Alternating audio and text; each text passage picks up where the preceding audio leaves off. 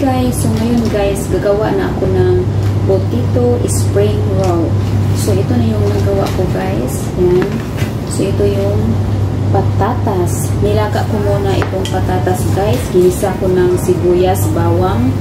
Nilagyan ng curry leaves, curry powder, black pepper, salt, sili na powder, kusbo powder, turmeric powder.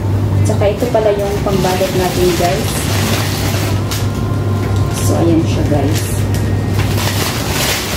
Nilalagay ko to sa plastic para hindi siya ma-dry. So ayan guys, let's do it.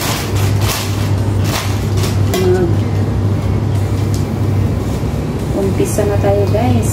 Simulan na natin.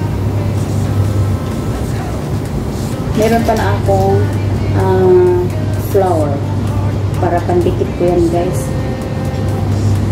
Pandikit sa ating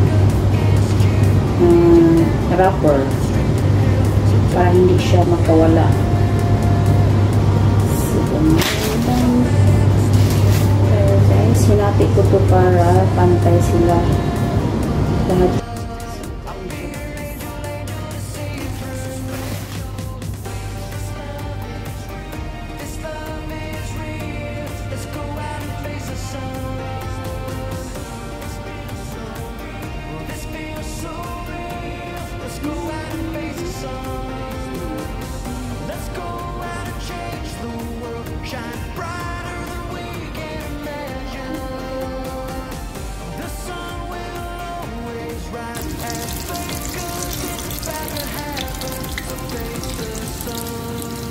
Yan guys, piniprito na natin ating potato spring roll.